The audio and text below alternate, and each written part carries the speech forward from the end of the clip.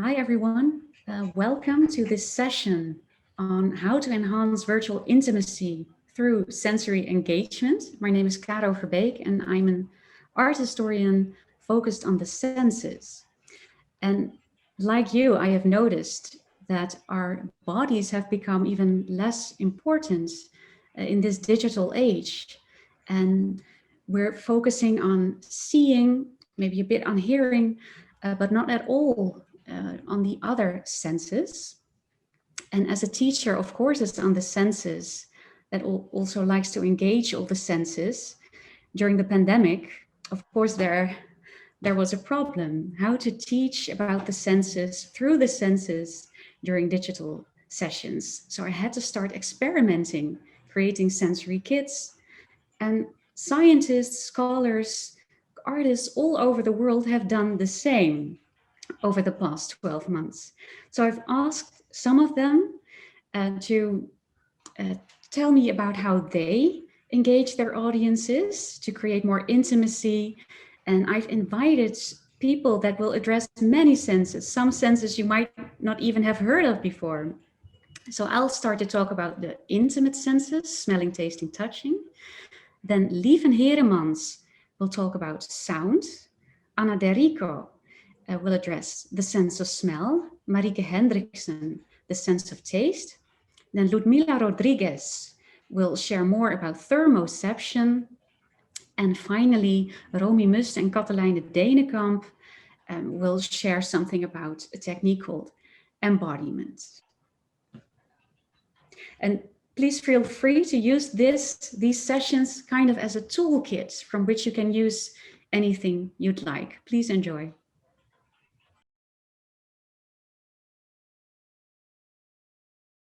So I guess what we have to overcome in our day and age during this pandemic is the fact that the distant senses, which were called the higher senses, seeing and hearing, are also the senses that can be digitized. So the distant senses can be conveyed over huge distances nowadays, whereas the lower or intimate senses, feeling, tasting, and smelling, cannot. They are hardly digitizable. Ludmila has some examples of how touch can be digitized, the haptic senses. But yeah, this is a challenge in this day and age. I teach about feeling, tasting, and smelling. And then suddenly I had to do everything over Zoom. So that meant I had to create kits, sensory kits. It's a lot more work, but it's really worth it. One of the things I do is kitchen cabinet smell sessions. I started thinking, okay, what do people have in their homes? Anna Derico also does this because we have so many scents within our reach. And when we smell things together, there is this, you can increase sense of unity of place because you all know you're sensing the same thing at the exact same moments. So that's something I do, but I also teach my annual course, Knowing by Sensing, which is about the senses in a historical perspective. So we read texts about the senses, but we also try to sense things, to recreate. You can never truly recreate historical sensations, but at least we can try if those sensations, we can see if they can inform us. So this is a multi-sensory kit I made. It looks like crap, but sensorially, it's really amazing. There are some smell-related items like pipettes, because we also recreate perfumes from the past, Napoleon's perfume, for example. There are some textiles, 6 different ones. There's satin, velvet, plaited silk, sandpaper, and sponge cloth. Then there's, and I used plastic bags. I hate that I have to use plastic, but yeah, I needed a solution. So there's meadowsweet, which is a strewing herb that was used on floors in castles and farms. It was thrown on the floor. You would step on it, and it would have beautiful scents would rise to your nostrils, and that was a way of keeping your house clean, because a clean smell meant cleanliness, not just an empty floor like we're used to, but a good smelling house. That meant cleanliness. There's a peppermint, and there are Shishandra berries. Shishandra berries are interesting because they have all 5 tastes, not smells, but really the tastes: bitter, sweet, sour, salty, and umami. And jelly beans, because jelly beans both have a taste and an amazing flavor. So I use those to test the difference between smelling and tasting. And then I have some historical scents. And because they're so precious and I have very little of it, I use felt and I impregnate them with a tiny amount of liquid. And then I put those in plastic bags, and the colors indicate which scents are used, because I don't want to give away which scents I use. There's the Battle of Waterloo, an 18th century canal house. There's Napoleon's perfume. And I forgot, oh, the 4th one is myrrh. So all historically important or historically informed scents. And when I make the students touch these textiles, I ask them questions that allows them to think of words they can use to describe tactile impressions. So first I ask them, classify these textiles in terms of smoothness and roughness. And then they start feeling. And then they always think that the sandpaper that looks more rough is more rough at first. But actually the less rough looking sandpaper is the roughest one. So then I asked them a different question. Can you classify these textiles in terms of speed? And the speed with which your hand can pass over these textiles. And then they find out, aha, yeah, this is definitely the roughest one because my hand is really blocked now. And I then always try to relate these sensations to historical artifacts or events. In this case, this tactile chart by Walter Kaminsky. When Mahol Nach, famous artist, taught at the Bauhaus Academy, he wanted his students to think about tactile dichotomies. That means warm versus cold, rough versus smooth, etc., etc. Well, also cold. No, I already said that, cold and warm, different tactile impressions. The mint is meant for chemisthesis, to become more aware of chemisthesis or trigeminal perception. When we smell peppermint, and I ask people to describe it in terms of temperature, people would say cold. But cold is obviously not a smell. And then I teach them about trigeminal perception, which is almost a literal sensation of temperature through this small organ right here, the trigeminal nerve. And I try to connect it to historical sources. For example, the humor theory, which also speaks of sense in terms of coolness and warmth, or more synesthetic artistic poems like the one by Baudelaire, who describe perfumes as cool as the flesh of children. Or I connect it to Zwaardemaker, a Dutch scientist who describes smells in terms of tactile sensations. So he talks about tactile sense, which means trigeminal, actually. And then we use the jelly beans, and we close our noses, put the jelly beans in our mouths, and then people find out, hey, I don't taste anything with my nose closed. They open their nose and suddenly they feel overwhelmed with, actually flavor. So what people think is taste, one of the 5 tastes, there are only 5 tastes and millions of smells, is actually most of the time smell that we perceive through our mouths. And then I connect that to examples of Greek and Roman banquets in which flowers and perfumes were actually eaten because people were aware of this fact that we can smell through our mouths. And this is also why Pliny talks about internal smelling. And we somehow forgot this. We somehow think that we can taste a strawberry with our mouth, which is impossible. We can only taste the sweetness or the sourness with our mouth, but not the actual strawberry. And then we finish with the scents. We smell things together, like the Battle of Waterloo an historically informed smell made for the Rijksmuseum by Birgit Sijbrands of IFF. And that smell was made, or at least used, in tours at the Rijksmuseum for blind and low-sighted people.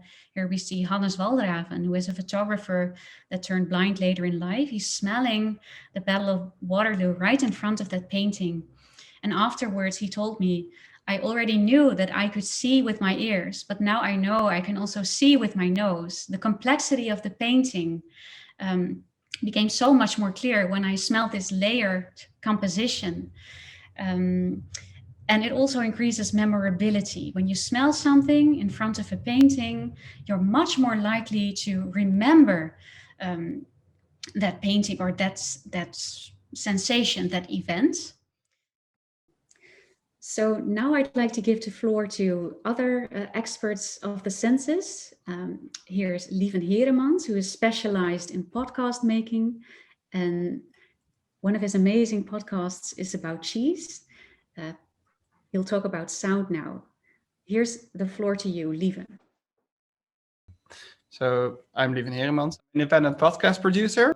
And obviously my medium is audio. As I said before, I did a research master in media and performance studies. And I also published, my thesis was on VR, but that was very hip back then. Now the cat is playing with the pencil. And I published a chapter in a book, which is actually the first book on podcasting. It's called New Oral Cultures and Digital Media, the first academic publication on podcasting ever. You can read it, but only if you're really into podcasting. And I also work for an NGO called the Podcast Network, which is like a group of podcasters who want to stimulate podcast culture in the Netherlands. We do a podcast festival every year. And actually, yes, last year we did a podcast together with Caro called Smelling Time. So it was based on the exhibition she did at the Rijksmuseum. And we sent out smell kits to people who bought a ticket in advance. I have some left, so I can send some next week if you give your addresses. And you can listen to the podcast online. It's also in English. Which was very fun. And you can listen to it on the website. And I also produce podcasts. My main project is a podcast about cheese. It's called Kaas in Dutch. I worked at a cheese shop in Amsterdam for 2 years. And together with a colleague, I made a podcast last year about cheese. So we do tastings, basically, which were recorded with culinary specialists. And we also went to farms to interview people who make authentic cheeses in the Netherlands. So this is me at a goat farm in Friesland. But it's in Dutch, so you really have to practice your Dutch, I guess, before you can understand it. But Marieke, you are in luck. And I also write about podcasting since this year. So I started logging all the episodes I listened to in April, so in the first lockdown. And up to now, I have 978 records. And based on this, I can recommend podcasts because people keep asking me for podcast recommendations. So it's a newsletter. It's actually going to be published in about an hour every Friday. It's called Heb je nog een podcasttip.nl. And there's also English academics reading with me because they're very interested in this blog. But Caro asked me to talk about the intimacy of audio. So I was researching a bit. Actually, the last week, people already wrote about it. I guess, podcasting is a really big hype, but there's a newer, more recent hype called Clubhouse, which is an audio app where you can drop into conversations or start one yourself. I don't know if you've used it, but it feels like a conference call, but with more serendipity. So you can drop in and out of things. And there's this guy, Damian Radcliffe, who wrote, "First, audio is an intimate medium. You can hear the inflection in people's tones of voice, which convey emotion and personality in a way that text alone does not. If you make a joke or are sarcastic over a text or email, your attempt at humor can easily fall flat or be misinterpreted. That's less likely when people can hear you." I mean, I think we've all experienced this in a text chat at some point, but it shows how much layer is in a person's voice. And I think when you listen to audio, there's always your imagination automatically starts. You can't really stop it. And especially when people are talking, I think it really reveals a lot about a person. So not just I guess the way they talk also says something about where they're from or even their social class, because people speak differently according to what people they generally talk with. So let's see if I'm forgetting it. Yeah, and your mind automatically starts to paint a picture of someone, right? Or when you're in the field, you immediately go there. And obviously, I guess the voice is intimate because it's produced by the body itself. It's very, you can feel it when you're speaking. It has also fluids with it. So that's why I think voices or audio itself is really intimate. And I wanted to give an example. This is a podcast I actually only listened to last week, but it's from 2018. And it's called The Habitat, and it's made by this super famous production company called Gimlet. It's from the US.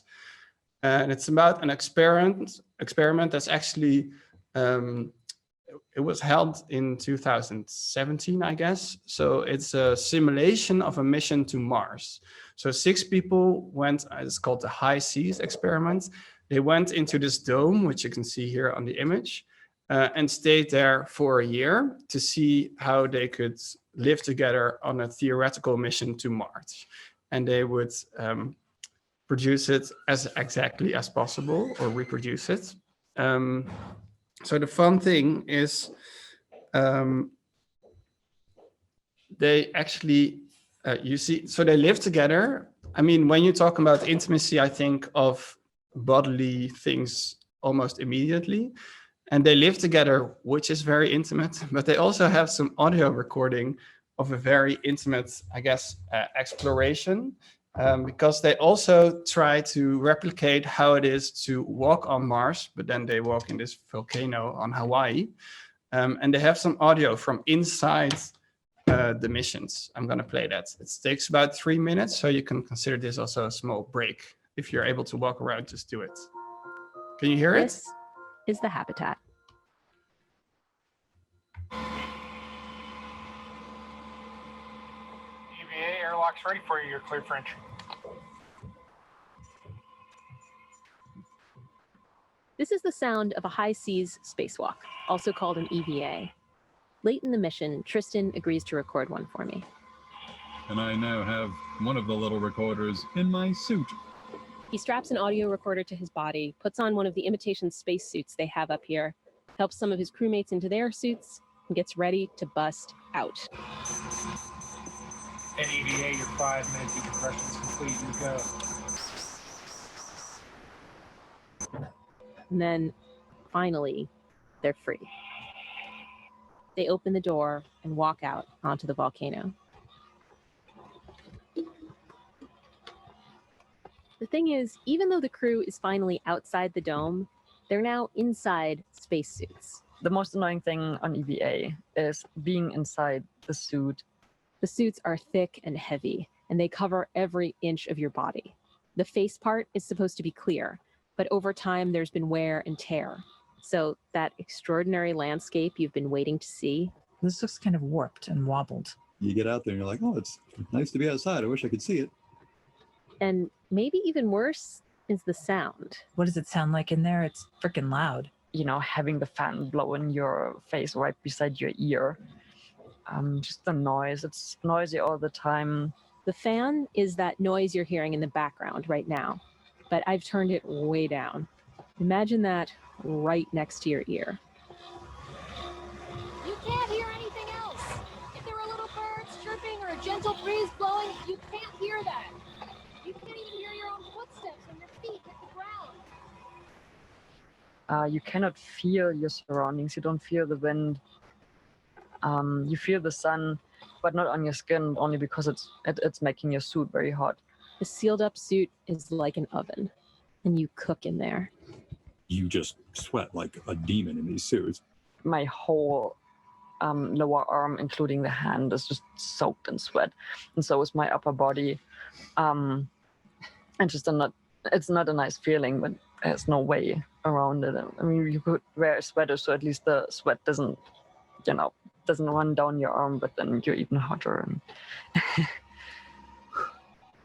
Instead of smelling the fresh air, you're smelling your own sweat, your own breath, your own burps and farts. I remember one time in like the third month or something like that. It was I had like a the first week. first week, Their first Yeah. trip out there. maybe. Yes. Yeah, I thought it'd be really funny to fart inside my suit. No, you and- thought that you had to fart. You're like, yeah, why not? Yeah, it was a big one, and it stays in your suit. So I wouldn't recommend it Mhm. because I had a relationship with that fart. Right, so it's less comfortable than you would think. And immediately we're already talking about sweat, smells, heat. So being inside the spacesuit is really interesting, and it works really well in audio, right? You didn't need a VR or a headset, whatever. You're just there in the suit together with these people who are doing this experiment. So that's what I was actually thinking of, is why is it so intimate being together in the suit? And it's actually, it's because the microphone is right there strapped to his body. So you hear the sound. They recreate the fan that's playing in the background, but it really sets the scene and is able to actually take you there in this imaginary spacesuit. Or it's actually an actual spacesuit, but it's not actually on Mars. So if you think about it, I'm wearing headphones right now. Caro's wearing headphones right now. And I think the intimacy of voices is actually so closely recreated in podcasts and more than in any other medium, because you generally listen to it on headphones. And there's also this article also from last week on the New York Times, which I'm also going to play. It's a real short clip. You have your earbuds in and this person is in your head. You feel very close to them. And so there's a tendency on the part of the people who are speaking to get close to the mic and to talk in what's approaching. A lot of times it's approaching a whisper. Right. So you can actually use the microphone and the technology of audio recording to get really close to you guys. So, and what's more intimate than a whisper, right? It creates this tension between you and the receiver, which is super powerful. And due to podcasting, you can spread it across time and space, obviously. I just wanted to say that my sensory kit is always on my head because I just listen to it. And that's why I also recommend using headphones, also instead of earbuds, because it's just way more powerful. And Marieke, you're in luck. You can go to Kev if you're in Amsterdam and get one of the episodes meeproefpakketten, and then you can listen to the podcast while you're tasting the cheese. Thanks so much, Lieven. Thank I you. never really thought about listening also. It can also be an intimate sense. I think I'm prejudiced because hearing and seeing are always considered higher senses. And I'm always advocating the so-called lower senses. But of course, there are also connections and the whispering in the ear. That's very emblematic, I think, of increasing intimacy. Yeah, I was thinking, of course, of this almost cliche now, which is the ASMR, and I'm sure you've thought of it, but you may not want to mention because it became such a huge trend on the internet. This binaural recordings of people doing very ordinary actions, but it really proves some sort of this, like you said, the intimacy and the proximity that sound creates, and the physicality of it because of the way of the binaural recordings. No? Maybe you can talk about it. I know a little bit about it only, but actually, one of my friends who I frequent Odorama with, her birthday is today, and she wrote her thesis on virtual intimacy with ASMR as a case. So I read that yesterday, and I think the interesting thing is, they're all using very high quality, different types of microphone, whereas the transportative or intimate power of audio can just come from really cheap microphones like I'm using right here. You actually don't need the binaural thing, but it really it can enhance stuff. Okay. And it's really interesting there that this technology is also accessible, not just to record for those ASMR artists, but also for us to enjoy. And actually, there's more developments coming. So Apple last year released the headphones, which actually track your head. So you can place sounds virtually in the room and you can turn your head. So it's actually beyond just the stereoscope that we're used to right now, which is interesting, but in some ways also very overrated, because I was going to play a recording from Mars and it's very weird. I would never use it in a podcast, but it takes you there to this other planet immediately without being super high recording quality. So if you only have like a snippet, it really works on the imagination and also, I guess, on intimacy as well. Yeah, and just the last thing I thought of is podcast really allowed some sort of artistry in speaking to a public, which radio didn't have so much, but somehow most of the programs really emphasize the personality of the guests. Sometimes they give some more timing and there's like no rush in, you have only 15 minutes, this is our program. But sometimes they, like some programs like, Radio Lab, they really create this sometimes like 10 seconds of silence or just after some bombastic information to just let you sink in. So I think it's really some form of art today. It really survives. I agree. Yeah. That's all I wanted to say. Thanks for that, very insightful addition. And now it's the turn to Anna De Rico, amazing artist, also a neuroscientist, so very multidisciplinary, just like Lieven and all the other guests. And she will discuss how she addresses the sense of smell. Hello, everyone.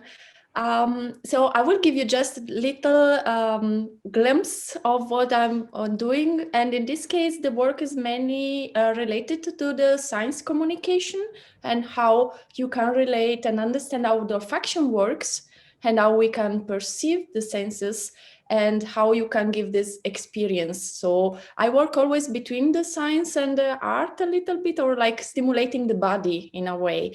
And I will give you an example of one of the last presentation I gave for a large general public, where we send also some smelling kit but were not for everyone, because it was an online event, which was supposed originally to be in a theater. So the audience was quite broad, but we selected just like the first 50 person that could register.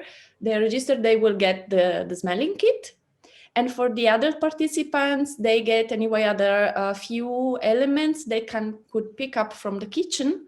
So I was trying to combine it, because this is important. Sometimes we have just a practical issue. We cannot send enough kit to the attendance, or depends how big is the group we are targeting. So this can be also an idea to make like alfalfa, or make like a bit of a game in a way. So the kit was I used also in a live presentation sometimes. People will receive like a kit like this. This sticker is in Italian, because my main audience, I'm Italian, and is written, there is a nose. This is designed by Antonio Gardoni, I have to say, a perfumer, a nose. I collaborate with him sometimes. And it's written, don't open. And then the people they will follow my instructions, and there were like a few objects. And if each object actually has some scent that brings to a specific topic to explore. For example, I use a very small roses tissue. So I use object with scented. So in this case, for example, there was a castoreum inside. And was meant to be not very pleasant at the first sight. So you have this contrast between what you see, the expectation of public. I would not say immediately to them what they are smelling. I let them smell and see their reaction. And maybe during some of this question, I will pose like a poll. Sometimes, you have software when you can also make like open poll to the public. So you see it gets a bit more interactive. And the idea is funny because most of people say maybe they are surprised, actually, they are not liking or they're a bit disappointed. And then I say them that I call them the corpse rose. And because I play with the contrast of what we expect as a scent, as a perfume, something nice, and what is like something that we consider a stink.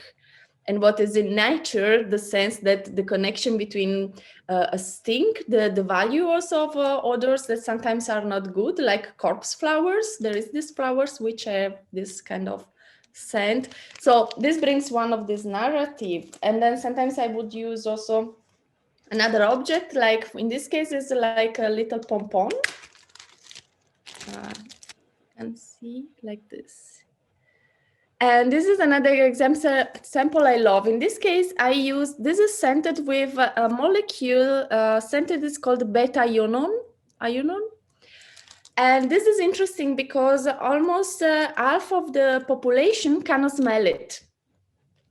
It's a very genetic based the reason because the receptor for this specific molecule has very variability, and many people don't have it functional.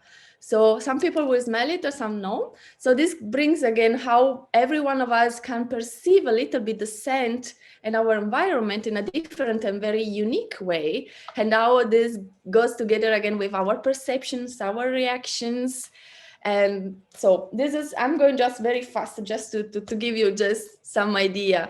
We used also at the end of the talk like a little mask again with perfume. This is also was originally designed by Antonio Gardoni, but we have different, and there's a scent on it.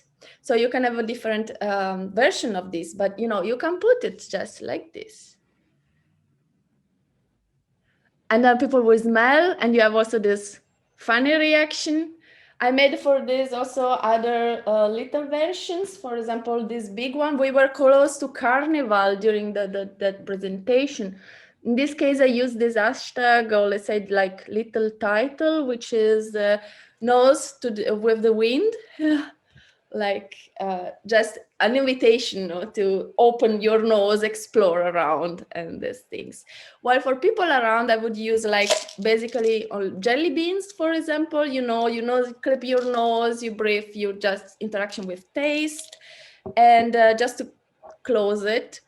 Another nice example that people can do at home is the combination again for taste, chemistasis actually, and flavor with mint.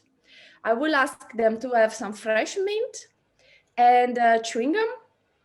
So they will first smell the mint, like in essential oil, or also the fresh herb, and just rate how intense is the smell and the scent.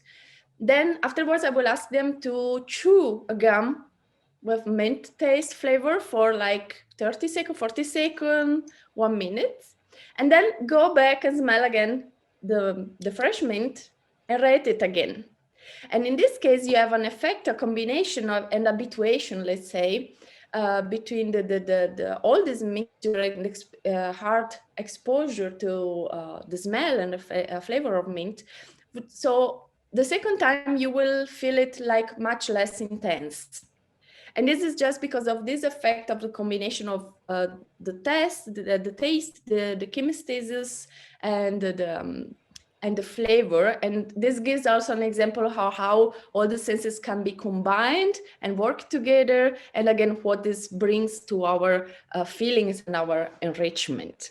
So this was just, and during all these sessions, there were also, as I said, poll with asking all the public, so to make it a bit more interactive, because as I said, some people had the kit, some not. So I was experimenting how to engage people and let them do things or charge or guess about their senses. And it worked quite well, I have to say. I think is a good example. Wow, thank you, Anna. It sounds very, very playful, very interactive. And you definitely found a way to overcome that lack of other senses in digital communication. Very insightful. Thank you so much, Anna. Thank you. Marieke Hendriksen is a historian of early modern science, and she'll address taste. And she is known for her method called knowing by making and knowing by sensing. So a very hands-on approach to science. It's really interesting to hear what you're all doing. Right, so I've been interested in the materiality of historical medicine for a long time, and this was one of the first experiments I did. Actually, Caro was there as well. This is a recreation of a historical medicinal wine, which we tasted with participants of a summer school. It didn't exactly taste nice, but that was also the point. And what I'm really interested in as a historian is whether we can access historical sensory experiences as well. And if you're talking about taste, you're automatically also talking about smell and touch, obviously, because they're so interconnected. This is really not something that is widely accepted yet in history research, especially not in the history of science. There is some experimenting with reconstructive practices, performative practices, but we don't really have good standards yet. So that's also something that I'm trying to develop. And this was one of the first experiments I did. More recently, I've also been working with a colleague on this. This is a reconstruction of an 18th century Dutch chemical oven. And you have to burn peat in it. So you get a very low, steady heat. And you can use it to create all sorts of chemical and medicinal preparations. So that is something that I want to start doing over the summer again, because you have to do it outside. It smells quite strongly. And we also used it for demonstrations at conferences before the pandemic started, which was a very nice way to interact with the participants, because they can just walk up to it and touch it and open it and see how it works. However, when the pandemic hit, I had just started a new project on drop licorice, which is obviously a very Dutch popular thing. It's part of Dutch popular culture, and since the Second World War, it's really been advertised as such as well. So the idea that drop as candy is part of national identity is very strong. It's also very peculiar. Most people outside the Netherlands are not a great fan of it, although it is eaten in other countries as well. We're apparently the biggest consumers of drop in the world. And I wanted to figure out where this came from, because licorice, the plant, isn't indigenous, but it's been used in the Low Countries since the Middle Ages, at least, but as a medicinal plant at first. So you see that there's these really old recipes in apothecary handbooks for licorice preparations, and slowly over time they become more candy-like with the addition of sugar. So what I did last year is I had this recipe from 1795 from a Dutch apothecary handbook, and I found a food technologist, Sander Runia, who helped me recreate that recipe. And we wanted to know whether it tasted very different than the licorice you can now buy in supermarkets, for example, and what the differences would be. It's actually a pretty straightforward recipe. You just need gum arabic, licorice plant extract, and sugar.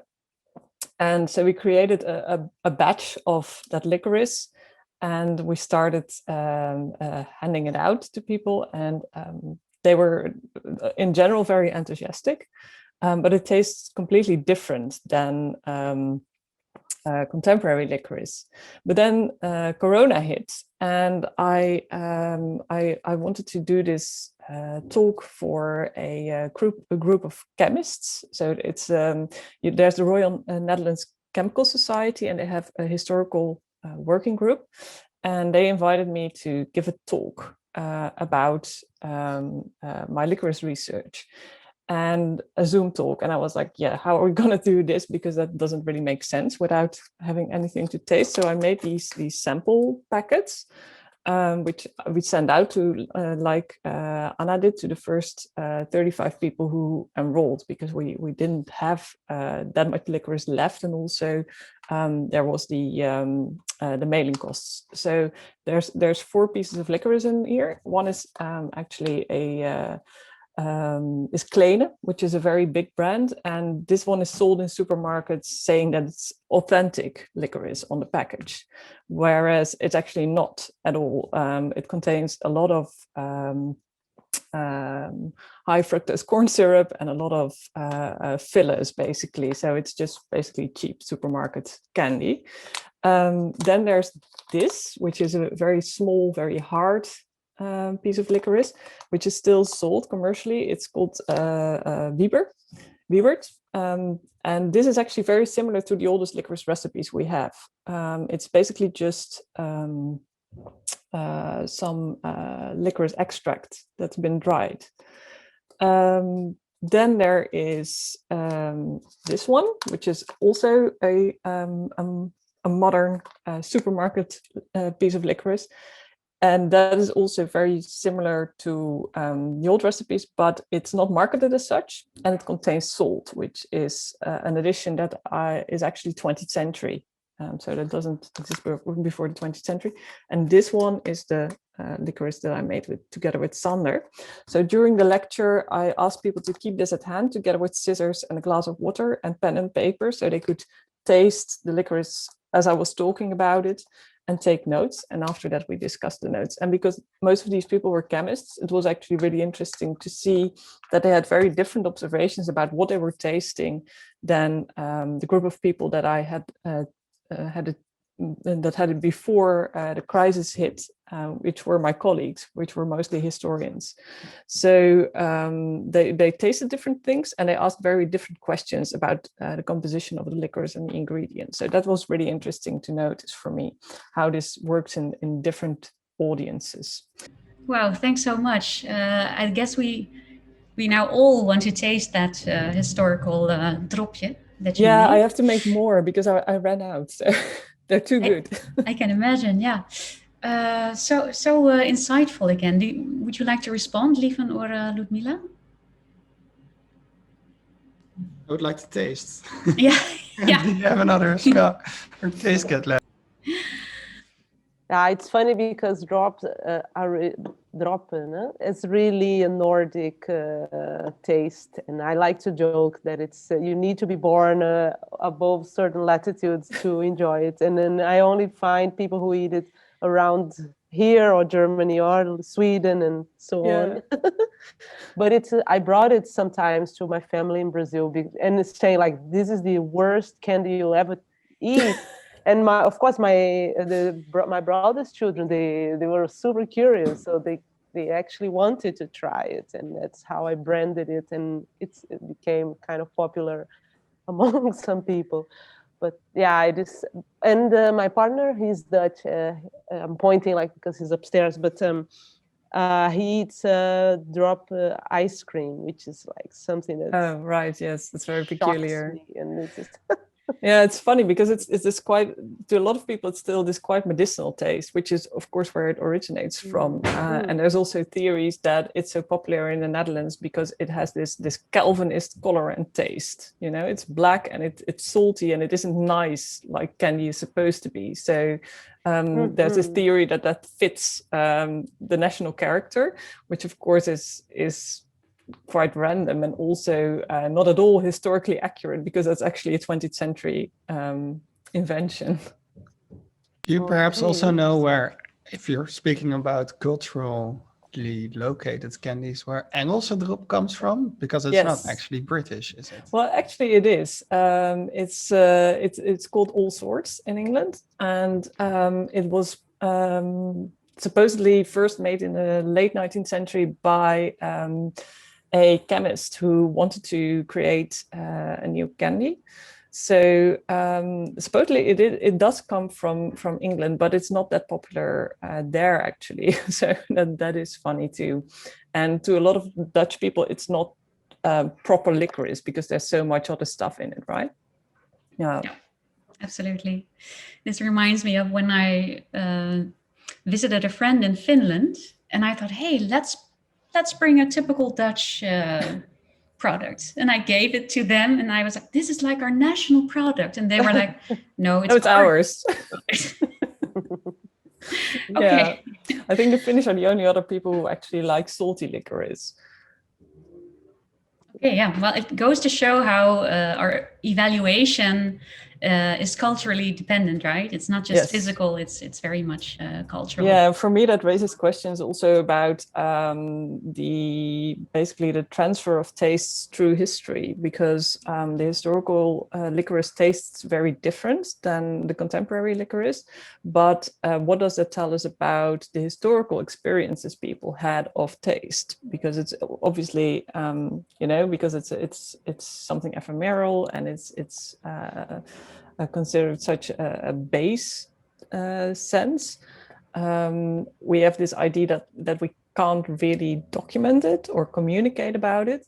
And like Caro is trying to do with smell, I'm trying to find ways to actually do that because I don't pretend that you can repeat a historical sensation and that you can sense things in the same way historical actors did, because I think that's impossible. We're modern people with modern bodies. But I do think you can get closer to historical taste, and that you can gain some sort of more embodied and holistic understanding of history by including senses like taste in your research. Yeah, I couldn't agree more. Many scholars just focus on and trust texts as sort of objective sources, but I think as scholars and any scientist, we should use as many sources as possible, right? And we should be aware of the peril of maybe thinking that we can sense what our ancestors sensed. That's true, it's not possible, but it can be informative in some way. And we can also redefine what information is.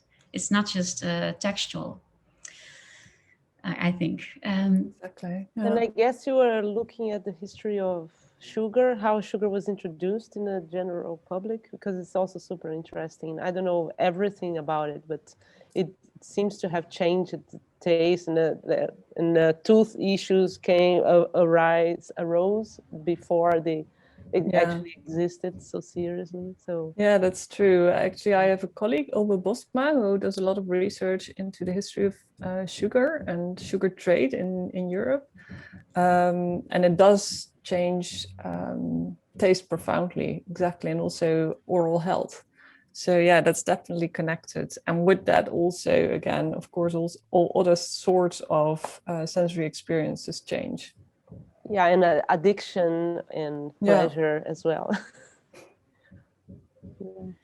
And well, just the oven was super interesting. I really loved the projects you showed.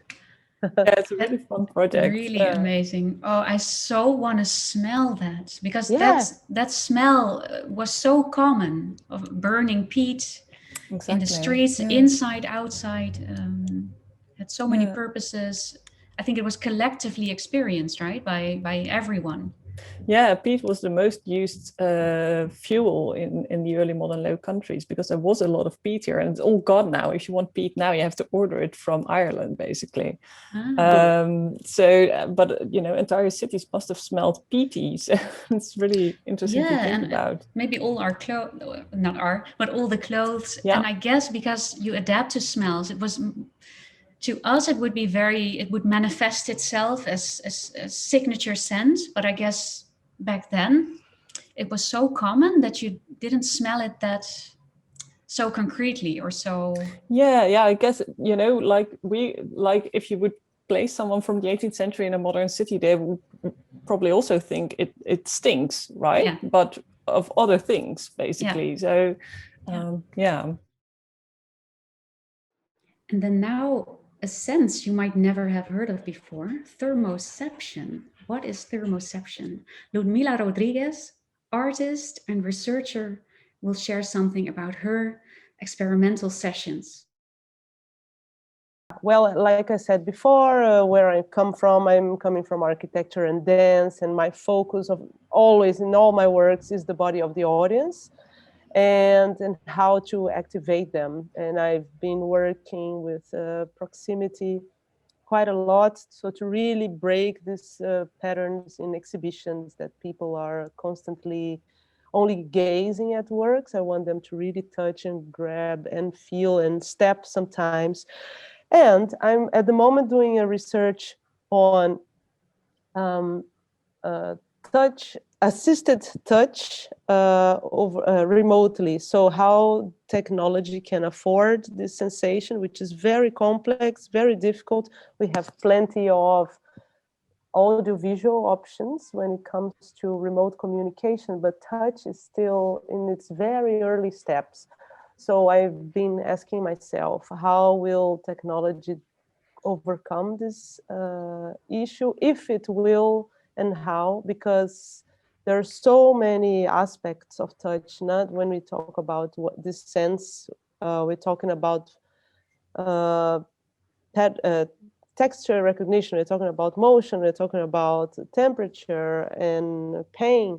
So maybe one technology alone will not cover all these aspects. And these examples I'm showing here are really to show you the complexity, the difficulties there are, and then sometimes I find them very frustrating. But yeah, of course, if two lovers are far apart for a long time, maybe they want to develop such a technology like that. And I have many problems with that. But at the moment we have haptics, this field of technology that is developing the feedback, the force feedback sensation. So it's already used in the military, in the medical operations and video gaming mainly. But my question in this research project is, how can artists maybe provide an insight to this research? And I've found one paper that really triggered me this question further to think about thermoception, that temperature was presented as something more subjective, more fuzzy, and it communicates other than information. It communicates emotion and affect in ways that language that it goes beyond our linguistic domain. So I thought, what if indeed I can create some more visceral, and that really affects people. So then I'm narrowing down, of course, because to touch over a distance is, quite a vast challenge. So and of course, I mean, we all know some other species can sense heat, but we don't we don't see, but we can feel over a mid-air distance. And I'm thinking also of other ways that we picture heat or cold, and all the other images and metaphors that we have to make this experience richer. And because thermoception is not just about thermoregulation, but it's really something that relates to our energies, our emotions, and our sense of connection. So even in Latin, you have the word calor, and in Portuguese as well. And we talk a lot about human warmth as our, social and more intimate connection. So sometimes you can really miss it. You really miss human warmth. Maybe when you are abroad or when you are not among your closest people. And we know, probably you all know this experiment about, they've proven that if you meet someone that gives you a warm drink, it will create a sense of trust higher than if this same person is giving you a cold drink. So just by touching something warm, you get some sort of trust. And what I've done recently, because of this research and because I'm working with my peers far, we are all separate, meeting once a month online, I thought of making a really simple experiment with thermal sensitive pigment that changes if you touch it or if you get closer to a warm surface or a warm device.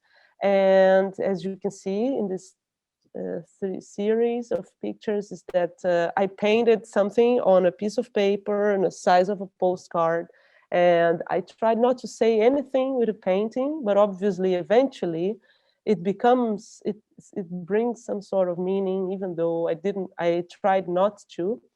And sometimes I combine colors. I made more. I don't know if you still see me in this shared screen, but I made many versions, also combining different colors and then trying also different shapes. And I'll show you here how it works. Yeah, there were very limited range of colors, only 4, and they all turn into something brighter.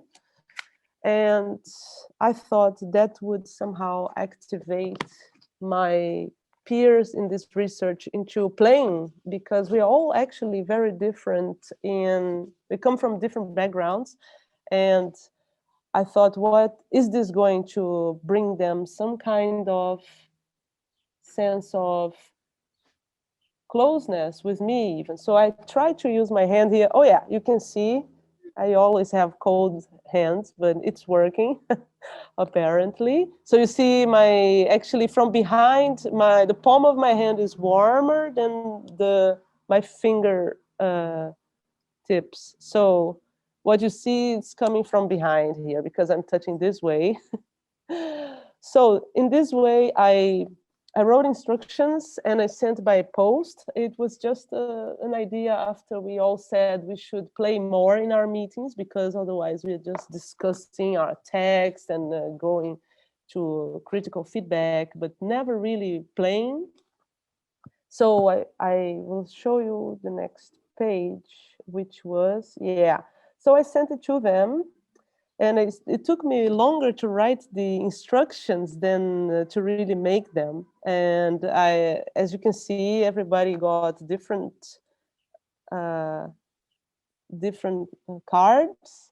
And you see some of them have warmer hands than others. And I decided to send one to Caro Verbeek as well, because we always discuss, we have shared a lot of experiences and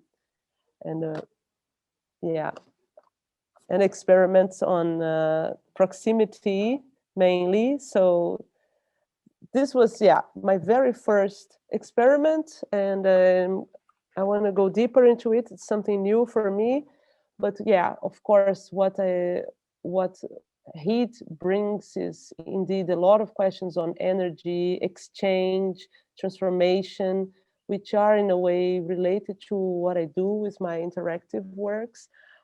And let me see if I forgot to say something I wanted to tell you.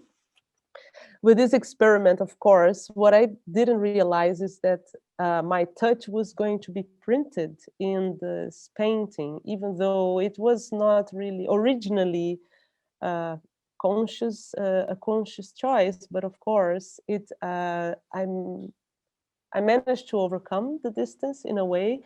And these are people who I barely know. We are actually just meeting, like I said, once a month. And it is actually quite awkward to be sharing often very personal account of our research. Everybody has their own practice. And in a way, it brought some liveliness, and as you can see in these images, because it was really rewarding in the end. And one last thing I wanted to say, that they really realized that my touch was printed in the brush that I use, and that was just I had no other way to do it. I even tried the roll. I thought with myself, I don't want to put any of my own mark in it. I want them to explore, but actually it always becomes something, from me to them anyway. So in a way, they saw this as a intentional touch, and they played a lot, and it was nice. I think we can stop here. It was so I'm just starting with the literature and finding really wonderful things to work with, and I want to make an installation where people are in separate rooms and working with warm air and cold air. I've been also working with other experiments with ventilators, where I inflate objects that touch people, but they have to be together with me to experience that. So I'm creating hugging objects, but then I'm not sure if we have time to look at it now, maybe another moment. Thank you so much, Ludmila. I think this is a great example of how you can feel more intimately connected through one of the non-digitizable senses. I have my card here. I'm always extremely hot. I'm always warm. I'm never cold. Great. That's great.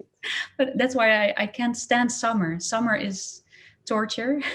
Exactly. These are very personal experiences. And I think I became more and more aware of it because I've moved to the Netherlands from the tropics. And for example, I cannot drink cold drinks. It's something that I cannot stand it. I really feel the cold crossing my body in a way that's like, I cannot stand it. And if I touch something cold with my leg, I'm already sneezing. And so it's a constant work to keep myself warm.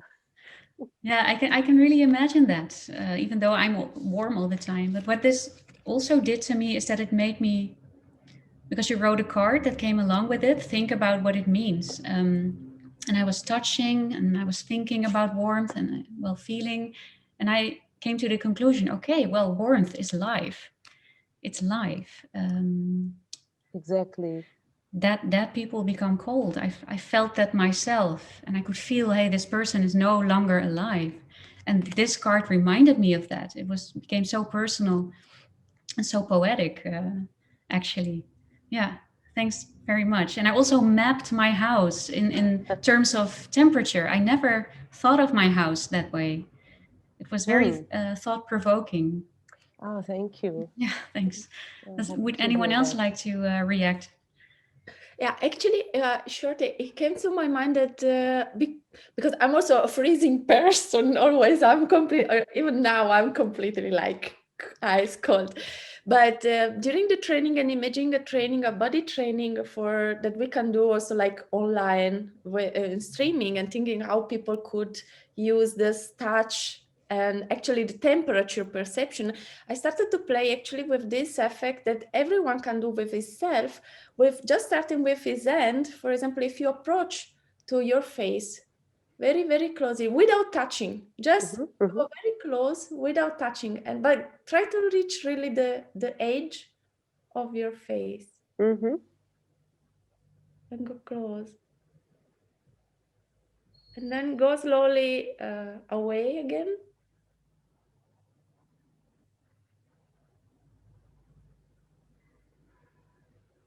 At a certain point, you feel a change of temperature, which is huge.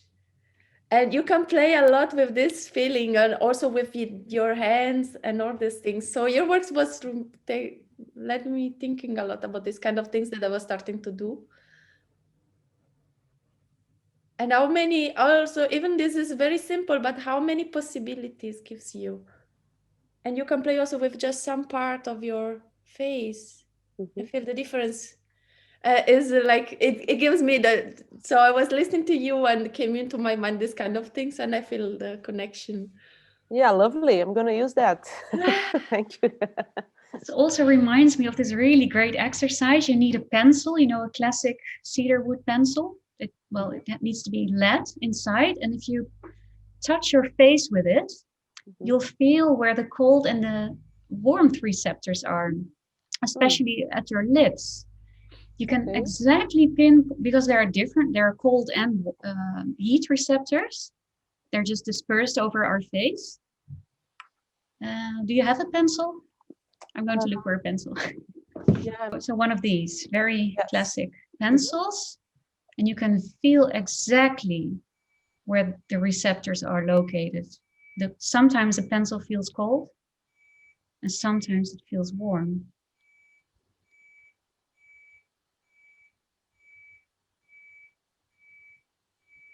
It's especially distinct around your mouth. Yeah.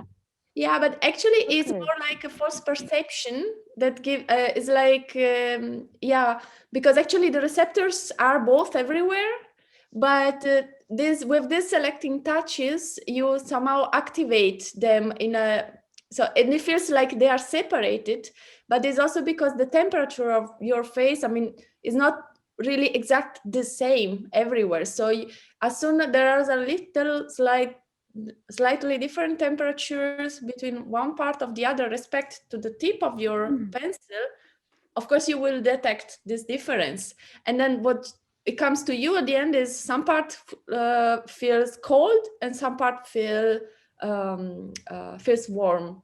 So it's not like you're triggering different receptors. Not exactly. It's more, in a way, yes, but it depends between the difference in that point of the temperature between your skin and the pencil. Right. And does the pencil get warmer eventually after a while? At a certain point, it might a little bit, but usually should be, if you touch it and you keep it a lot in the closed, yes, it will take a bit of the temperature. At a certain point you will feel, but again, to feel the temperature is different, because of course if I feel it, if I touch it with I touch my hands, which are super cold, I don't feel the pencil because my hands are too cold. But if I touch another part that is warmer of my like here, then you feel it, of course. Then you feel it. But with this, you can play a lot, because you can use this kind of mapping again. And of course we notice more contrast than what is closer to our temperature, right? Yeah, so it feels very extreme. At some point I don't feel a difference in temperature, and then I feel something icy cold and my hands are warm, but still I do not feel the pencil here. Yeah, but it's a nice experiment. Yes. And thanks for clarifying, Anna. Actually, I have another question. Because there's this popular, I don't know if it's a misconception or it's just a popular conception, where you cannot really feel the difference between warm and cold if you don't look at, if you take 2 glasses of water, one is lukewarm and one is warm, and you put both hands in it without knowing which is which, you can't really discern which one is hot and which one is not. No. It depends. Sometimes if you combine the two stimulation at the same times, you will have a very weird reaction. There is a very crazy experiments. I don't remember. I know I have a lapsus. I don't remember the name. Is a like classic perception experiments. There are like I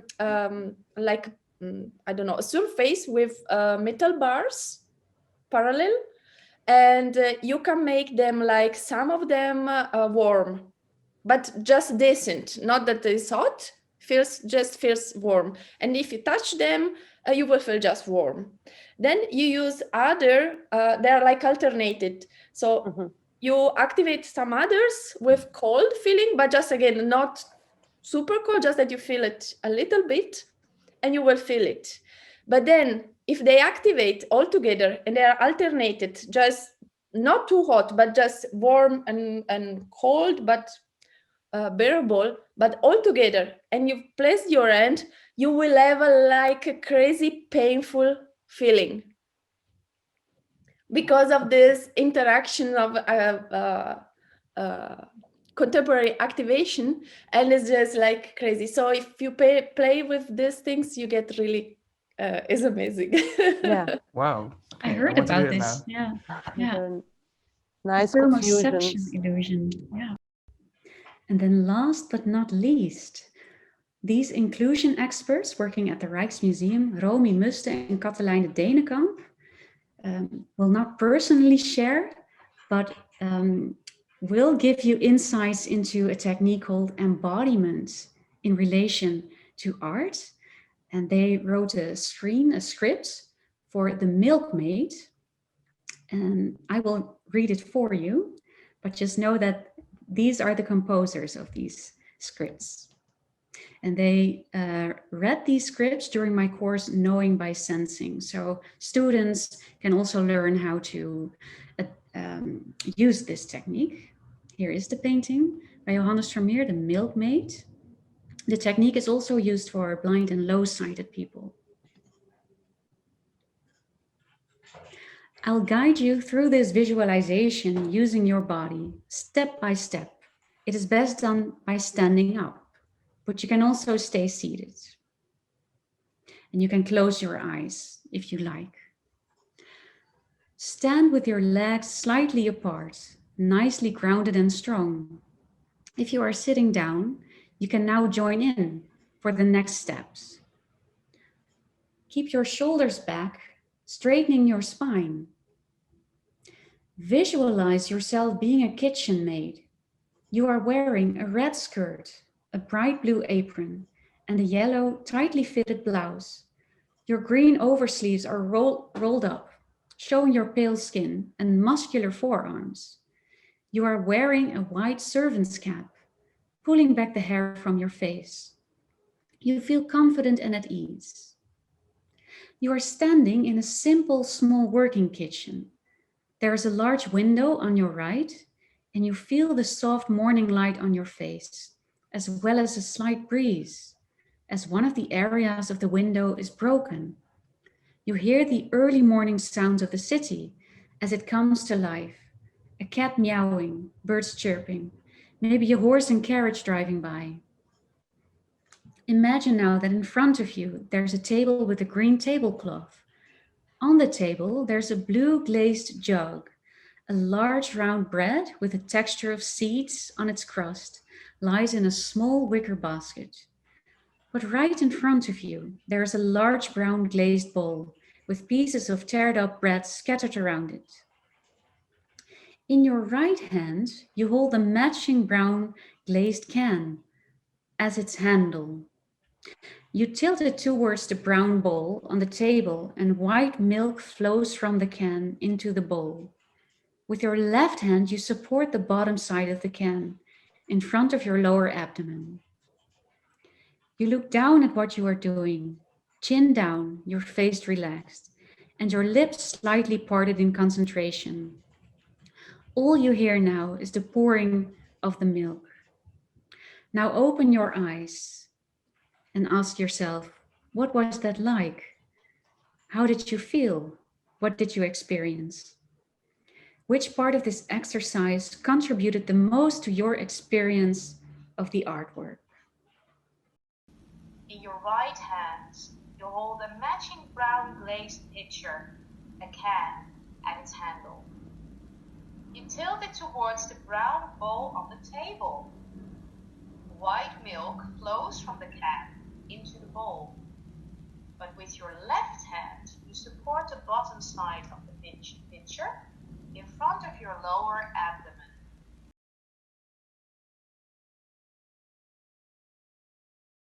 We've now come to the end of all these inspiring sessions, and I try to sum up everything that the senses can bring us during digital sessions. And these are all the things that I took from these amazing examples. The senses enhance engagement, they increase memorability, they can stimulate historical sensations, make you feel connected to other times and places. Addressing several senses and text can cater to different learning styles.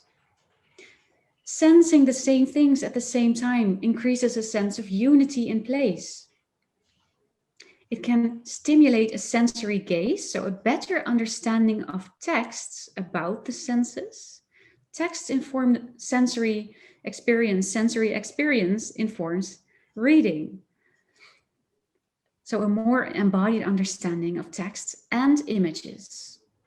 Addressing the intimate senses can enhance empathy, a connection to others and strangers, even though you're confined to your home.